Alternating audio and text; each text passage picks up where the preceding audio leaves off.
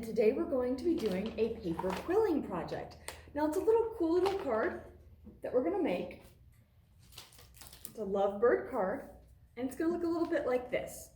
And you notice how it's got little birdies, and it's paper quilling. Now if you've never heard of paper quilling is where you take long strips of paper and you use a slotted quilling tool, which is in your craft bag, to take the long strips of paper and make them into little spirals, and I will show you how to do that. And then you glue the spirals onto the paper that you're using a tacky glue or something like that. We're supplying a little bit of tacky glue, just a small amount.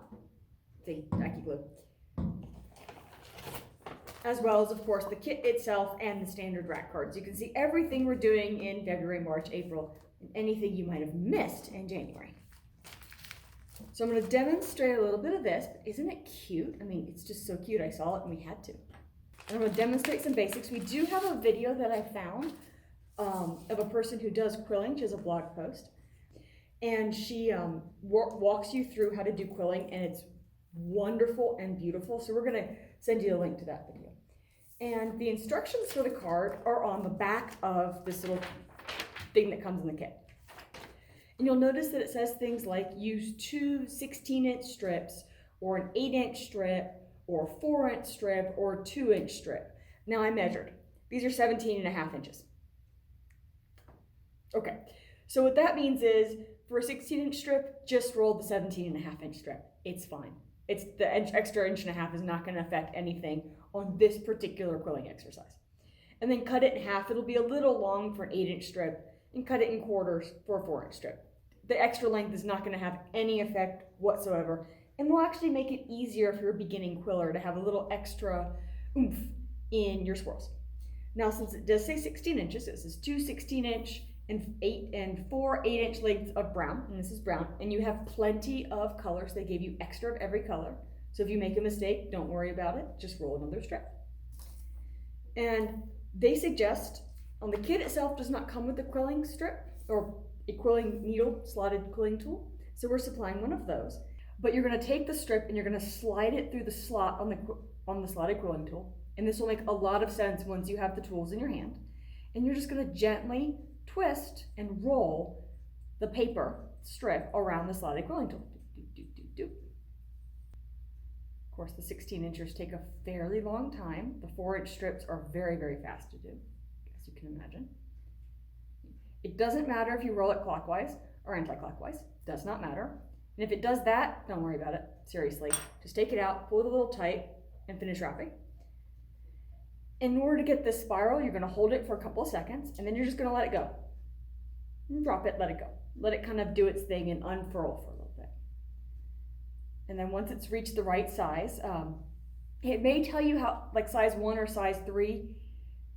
That's if you have a specific quilling tool that allows you to put the spiral in it, and it keeps the spiral from getting more than a certain size. We're not providing that. But you'll just kind of guess the size. So if you need to make, say, based on here, you need 2 big ones and 4 small ones. So you would just guesstimate that you need it to be about, say, what's that? Little under 1 inch in diameter. So just guess about that big. Grab your tacky glue and glue it together, and you can hold it there. If you really, really love this, there are a lot of other tools that quillers use to do quilling. A lot of people use bobby pins, or not bobby pins, safety pins, or straight pins, or tweezers, or template boards, or. There's everything you can use. A lot of craft supply stores have quilling materials. This company that we're supplying the kits from also sells a lot of quilling tools and supplies. If you do this and you're like, oh my God, I have to do quilling for the rest of my life. But once you've got it looking like this, it'll look kind of spirally. This is the first of the quilling shapes. You just pinch it. I like to pinch at the edge where you glued it. And you can pinch it into a teardrop. You can pinch it into a cat's eye. You can pinch it into a square. You can pinch it into pretty much any shape you want.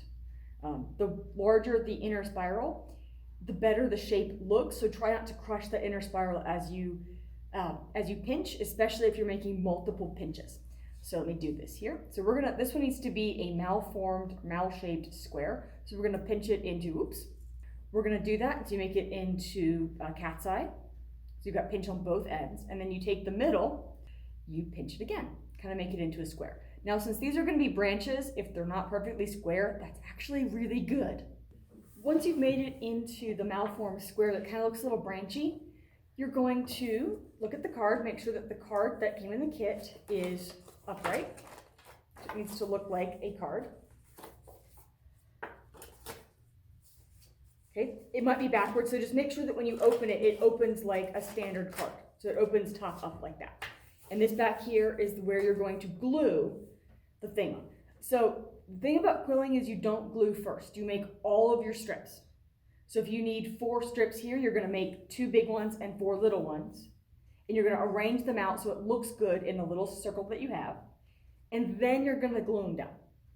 And again, it's going to look a little like this. You know, mine doesn't quite match the example, but it's trees. Trees don't always match what you, not every single tree looks the same. Maybe I've got an oak tree and this was a cottonwood. And you're just going to make them. You can pinch them around. It's paper, so it's actually very easy to fix mistakes. And again, you have a lot of extra paper. So if you accidentally crush the spiral, sigh, put it to the side, and make a new one. That's about everything, because again, just read your instructions carefully. It has examples for branches, leaves, the birds themselves, and the heart. I added a little bit of feet to the birds, just because they're birds, they kind of need feet, as well as beaks. And I added a couple extra hearts because I thought the hearts were cute. And thank you for watching. The kit will be available at the reference desk while supplies last. So make sure you get here early if you want a kit. Thank you for watching.